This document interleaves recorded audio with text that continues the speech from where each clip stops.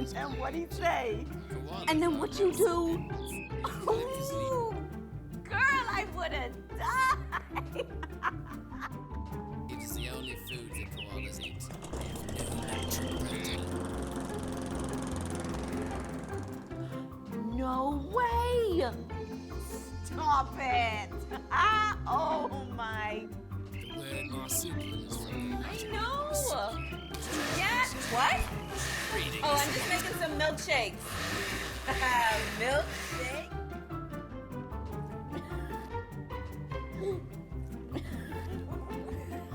Paws with claws adapted for climbing in the country of Australia. Watch your show on any TV in your house with Iris, the new HD multi-room DVR from Rev TV. Start watching in one room and pick up right where you left off in another. Call to get Iris in your house today.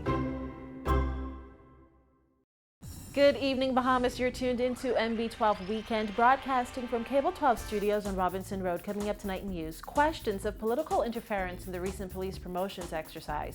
Government confident there won't be a further economic downgrade once that is implemented. The Attorney General and former Deputy Prime Minister defend government's aggressive new immigration policy, plus a safe haven for the elderly nearly closes its doors. I'm Paige McCartney. We've got those stories and more straight ahead on MB12 Weekend.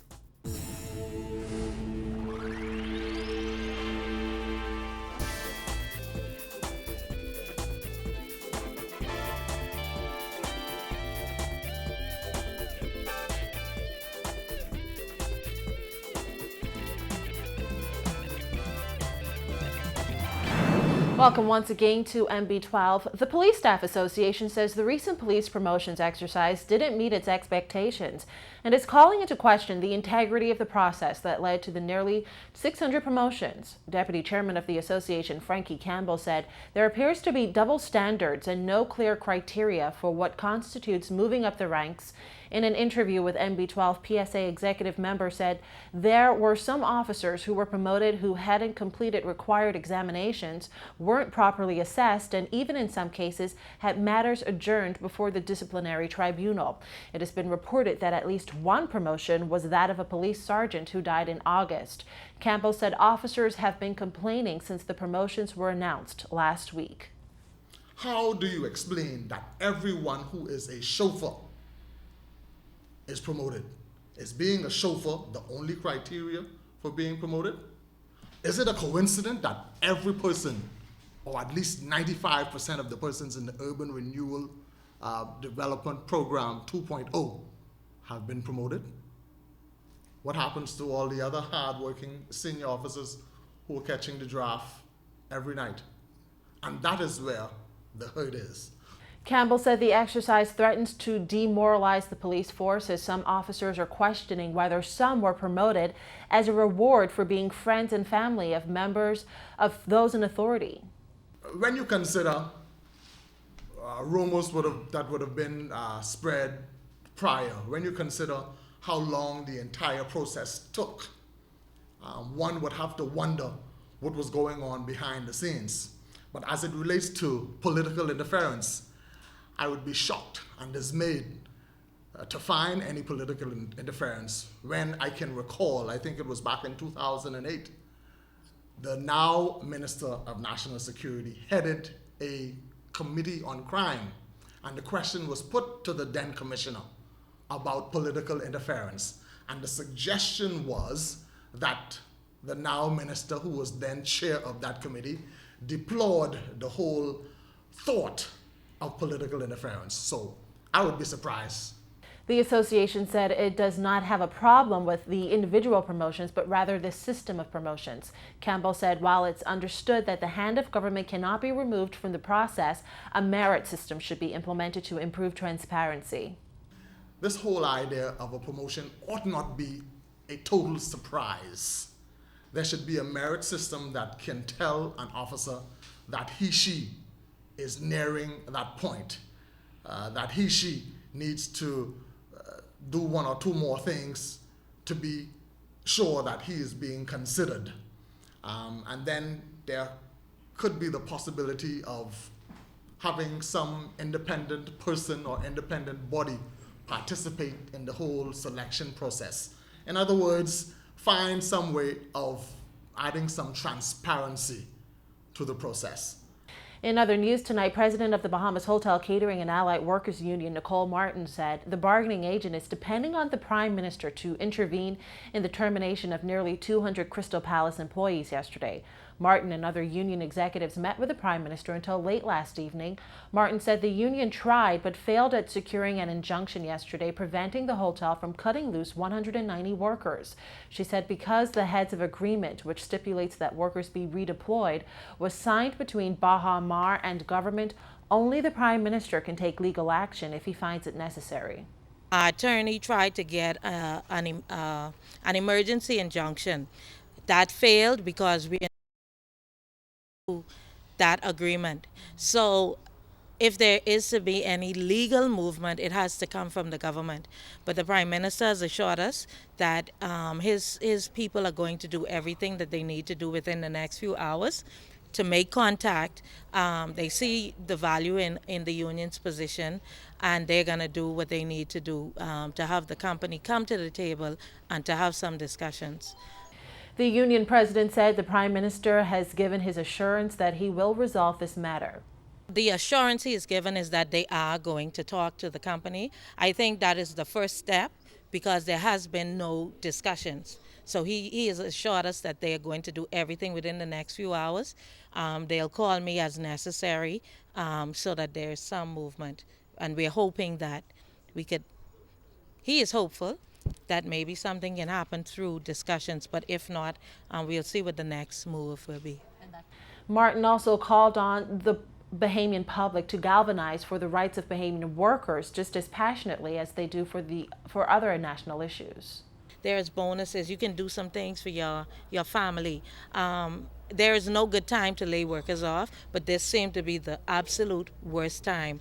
And we believe that it's also really egregious because they have a company that they can move those employees to. There's no reason for them to put all these workers out on the street because they're actually hiring. How does a development come to a country and move employees that are currently working while working others, even though there is a provision in the agreement, the heads of agreement that said that is prohibited. I think it's time to stop spanking these fellas on their wrists and saying, you are a bad boy. It's time to take out the belt. Well, State Finance Minister Michael Halkita said he's confident government's value-added tax implementation will prove to be a success. He was responding to ratings agency Standard & Poor's, which said any downgrade in the Bahamas credit rating hinges on the successful implementation of VAT. Dana Smith reports. The state finance minister said although anything international credit rating agencies say about the Bahamian economy is a concern, the Christie administration is confident VAT will be a success. Halkitis noted the estimates given for VAT revenue are very conservative. The government has said it expects to collect $300 million in the first year of VAT, which kicks off in less than 2 months. Anything they say is a concern, but I would say this. In deriving our estimates of what revenue we will get from VAT, we had the benefit of extensive research by experts locally and internationally, and we have taken a very, very conservative approach to the revenue estimates that we put in the budget. Released this past week, the S&P report said achieving the government target revenue following the implementation of VAT will be a key driver as to whether the Bahamas can meaningfully improve its fiscal balance and staunch downward pressure on the rating. Should VAT fail, the Bahamas could see its current ratings fall below investment grade level. Well, Halkitis told NB12, government doesn't think that's going to happen. This, despite some continued resistance in the public over the new tax. Halkitis said tax reform will always be a contentious matter, but VAT is the right move, and the government is doing all it can to see to its success. When you look at reform debate here in the Bahamas, you look in the United States, you look all around the world when we're talking about taxation and what is the best form and how it should be done, there will be resistance. There will be people who do not want to comply for various reasons. They have their reasons. Either it might be philosophical, it might be they don't want to share information with the government. It might be they're concerned about their business. It might be a natural fear of the unknown. It might be a legitimate concern that they're not prepared to do it. Or when I say prepared, it is not something that they want to do. And so, by and large, we've gotten cooperation from the business community. As we've seen with the registration statistics, they're increasing. And, we expect a buy-in. And we expect that at implementation, and after people have gotten an opportunity to see how the system works, there would be greater acceptance and buy-in. Halkita said the Christie administration is moving aggressively with its VAT agenda and continues to register businesses. We have just over 650 businesses who have applied to be registered.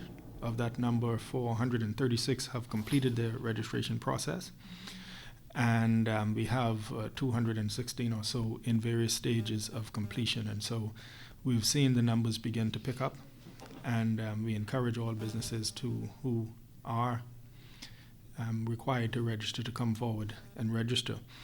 As for whether all businesses will be ready by January 1st, Halkita said it would be a fantastic development to have 100% compliance on day one, but government notes this is a new development. He added government is encouraged the Bahamas was not further downgraded by S&P, and the Christie administration remains committed to VAT implementation. We were encouraged that we were not further downgraded. In their report, they make several comments and they about what would be required for us to avoid further downgrades and to, in fact, have our rating improved. And amongst those are the successful implementation of the VAT, which we are committed to and which we are moving steadily ahead with. Reporting for NB12 Weekend, I'm Dana Smith. Well, following a comment by the Haitian ambassador that images of recent immigration roundups are setting a very bad image for the nation, Attorney General Allison Maynard Gibson says everyone is free to express their opinions, but added what immigration officials are doing is in the best interest of the country. Haitian Ambassador Antonio Rodrigue appealed to the government to adopt a Christian spirit in handling of illegal immigrants. He spoke after the Nassau Guardian's images of the roundup spread rapidly via social media, including photos of children being led by immigration officials. We need to be happy that we live in a country where persons can be free to express their views. The Prime Minister has always been open to that freedom of expression, and he has always responded as Prime Minister to the need to make it very, very clear to everybody inside our borders and outside what we are doing and why we are doing in the interest of the Bahamian people. The immigration roundups have stirred up controversy, with some commending government's efforts and few criticizing. While Maynard Gibson told NB12 the Christie administration is aware of the Bahamas' international obligations and the nation's laws are being carried out in a humane manner. Our policies will be implemented in a humane manner, and we have close relations with those in the United Nations and United Nations organizations connected with migrants, human rights, etc. So we are aware of our international obligations, we are aware of our national obligations, and Bahamians can be satisfied that the law of the Bahamas will be carried out, and that Bahamians and all stakeholders will be well aware of how we will be implementing our laws. And former Deputy Prime Minister and Immigration Minister Brent Simonet is also weighing in on the immigration roundups. He told NB12 repatriation is something that has to be done. The F&M had a policy not to do any arrests near schools, hospitals, churches. I think that's fair. But at some point, a person who turns up illegally in this country cannot expect, or should not be able to expect, to be able to live the rest of their life here. I mean, we can't do it in the United States. So I think the roundups of repatriations have to continue. They're expensive. But I think, once they're done humanely and so on and so forth, it has to be done. And as for the Haitian ambassador's comments that the images of children being transported to the detention center are bad for the country's image, Simonet dismissed those concerns, explaining it shouldn't be a problem as long as it's done humanely. So we only arrest people that don't have children? Children are a fact of life, and most people have children. So you can't say, well, I'll let Jane and Julia go because they have 3 children. Once it's done humanely, we have, for instance, children shouldn't be separated from a parent. A female child shouldn't be put in the male wing.